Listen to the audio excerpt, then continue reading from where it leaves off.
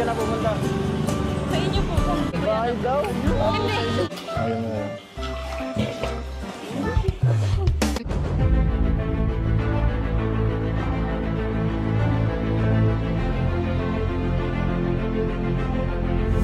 Shoutout guys, muli, welcome to my YouTube channel. Ito po si Kuya July, ang inyong katugang, ang inyong kalingap. Na muling babati po sa inyo ng magandang araw, magandang gabi.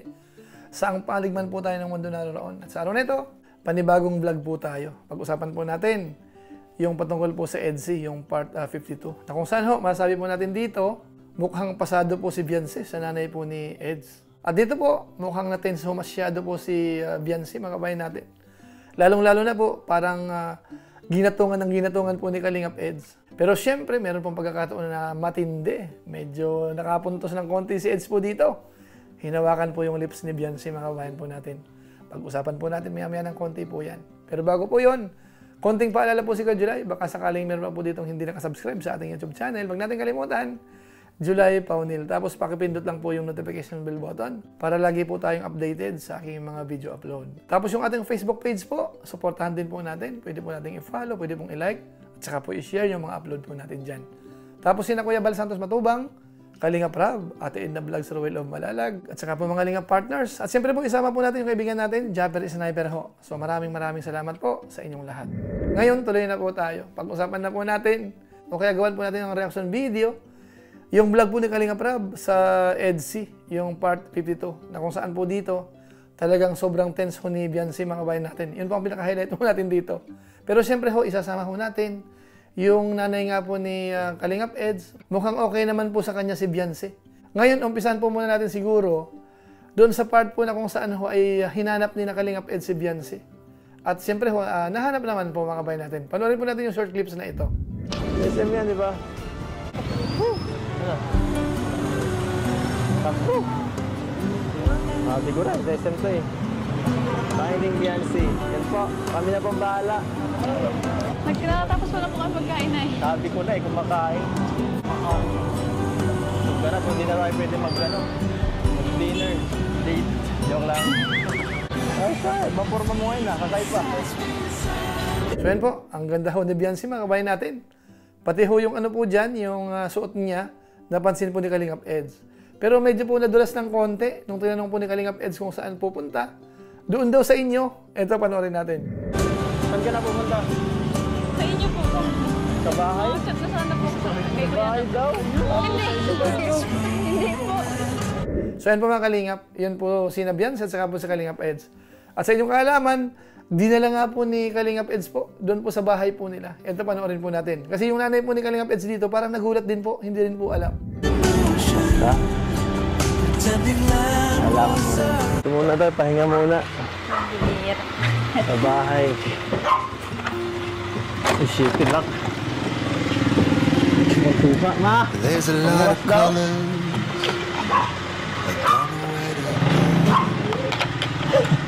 Hindi ko alam. At ito po ang matindi, mga kabayan natin. Kasi si Beyonce, pagdating pa lang po dun sa bahay ni Kalingap Eds, ramdam po natin na talagang nahihiya po siya. Siguro naman nung nakaraang vlog po na nagpunta rin po sila, alam natin na si Beyonce talagang nahihiya po sa nanay ni Eds, mga kabayan natin. Kaya sa pagkakataon pong ito, si Kalingap Edo naman ho ay parang lalo pong sinasadya. Kaya lalong nahihiya po si Beyonce. Ito po, panoorin po natin, nung niyaya pong kumain po si Beyonce.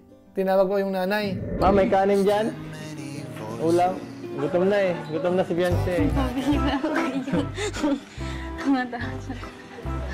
Paghain natin at ako. Bawal ito mapagutuman na eh. Dadabog ito. Ano gusto mo ulam? Para mapaghainan na. Wala po kayo nagkain na. Oo nga. Seryoso naman ah. Bakit? Naya po tuloy mo yung ano. Okay lang yun. Huwag kamaya. Huwag kamaya kay mama. Parang bahat na rin ito. Huwag ka na ditong ano. Diba? Sa akin, sa'yo na rin. Alam mo yun. So yun po, lalo hong nahihiya po si Beyonce dyan, mga kabayan natin. Talagang natitense po siya dyan sa pagkakataon na yan. Bagamat siyempre po tinutulungan po siya ni Eds na wag mahiya. Kasi yung sa kanya raw ay kay Beyonce rin lumalabas. At kung gusto niya raw pong matulog, pwede raw po dun sa may kwarto. Baka gusto mo, magpahinga ka muna. Baka pagod-pagod ka pa. Kanina ka pa yata naglalayas doon ay labasan. Gusto mo matulog sa kwarto?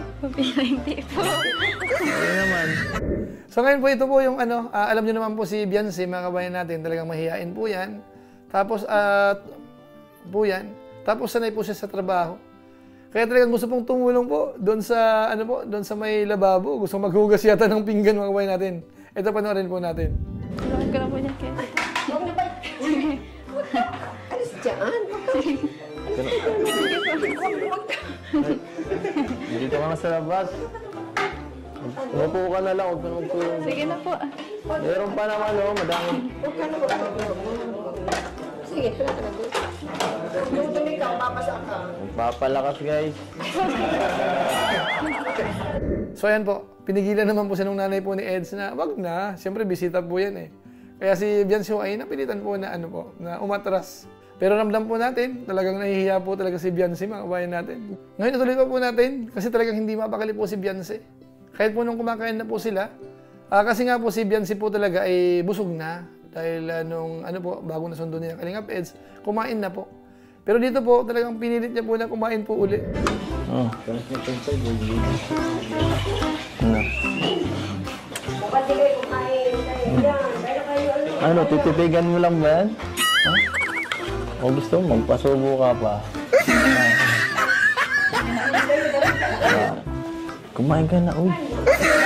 Hindi ka talagang gawa mo din. Laki naman po. Wala. Hindi yan magsasaraling subo sa iyo. Ang kain mo. Oh. Comedian po ako. Kakainin mo, susubukan kita. O, sige na. Baka gusto mo, magsubukan pa ang gusto mo yata. O, subukan tayo, subukan. Sige na. Kaya na po tayo. Oo.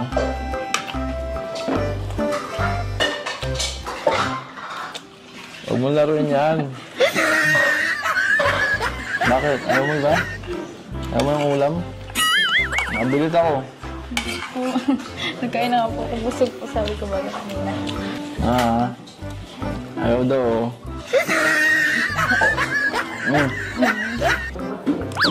Pero ito po ang matindi, mga kabayan natin. Mukhang naka-isa po dito sa Kalingap Eds, mga kabayan natin. Yung parang pinuna na merong po dito sa may lips. Tapos hinawakan po ni Kalingap Eds. Ito, panoorin po natin. Ayaw mo yan. Subo mo ulit. Subo mo ulit. Joke lang. So ngayon pupuntahan pa po natin ito. Ito na po yung pinaka-pinali siguro masasabi natin. At itatanong po natin, patungkol po sa nanay ni Kalingap Eds, ano ho kaya ang masasabi niya patungkol kay Biancy? Ano sabi dito kay Biancy?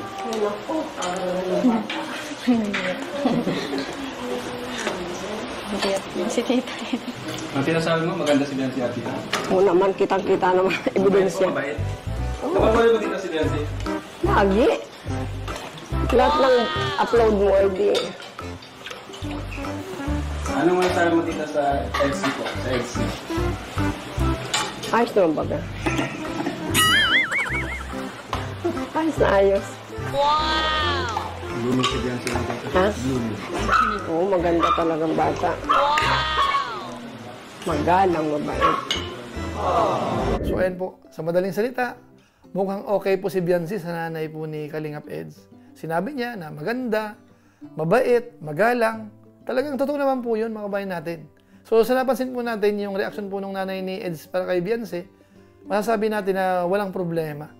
Kung sakasakali man ho, yung mga hinihiling, o nga yung parang inaasahan po ng ina sa mga viewers patungkol po sa dalawa, parang hindi po problema yung nanay po ni Eds, mga kabayan po natin. At pinipilit niya rin po na parang i-comfort din po si Biancy dahil alam niya na talagang nahihiya. Tumayo nga po kaagad nung may may piniprepare pa po. Nakatayo na po si Biancy, mga kabayan natin. Nagtayo na ako si Biancy. O ka, Biancy. Ang mahiya eh. So yan po, wag daw pong mahiya. Wag mahiya sa biyanan, sa madaling salita, mga kabayan natin. So yan po ang napanood po natin dito po sa episode na ito, na kung saan po si Biancy ho talaga ay walang pagbabago. Kapag ka ho nasa loob po ng bahay ni Kalingap Eds, talagang nahihiya po siya. At lalo naman po inaasar po ni Kalingap Eds. Pero magkaganon pa man po, nakita natin, mukhang naging okay naman po. Yung pagpunta po nila, kahit wala po sa plano, so naging maayos naman po mga bayan natin. Pero hindi po talaga may iwasan.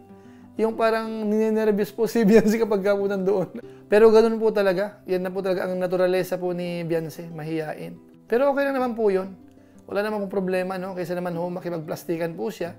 So okay na po yun kung ano nararamdaman niya, yun ang pinapakita niya. The best po yun, mga kabayan natin.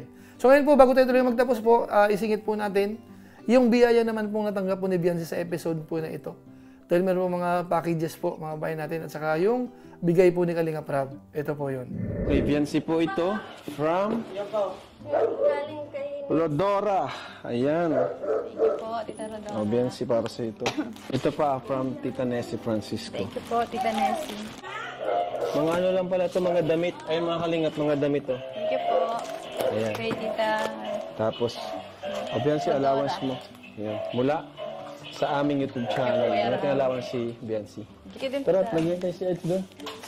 So yan po mga kabayan po natin, yan po yung si Beyonce. Bilang recipient po yan, tuloy po yung pagtulong po ng Team Kalingap. Yung iba po mula sa sponsors. So tuloy-tuloy po yan. Kaya sana ho, patuloy lang po si Beyonce sa kanyang ginagawa. Yung pagrespeto po sa Team Kalingap. At saka po dun sa mga related po sa Kalingap.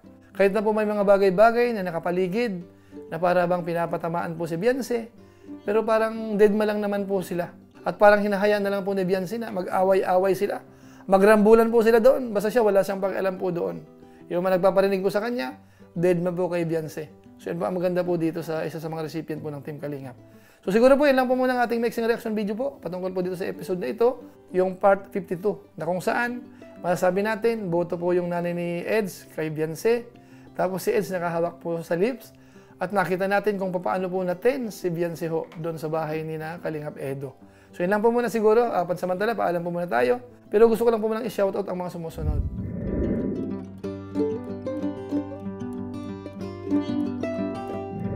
Tapos maraming salamat din po sa ating mga kasaman sa COOS, Kalingap OFW Organic Sponsors.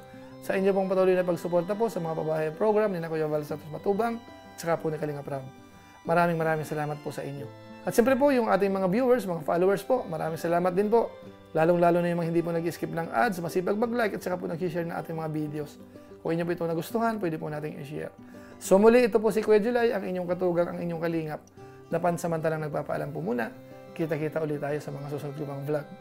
Maraming salamat sa inyong walang sawang pagsuporta po sa ating YouTube channel. Pagpalain naman kayo ng Diyos, mabuhay tayo lahat. God bless.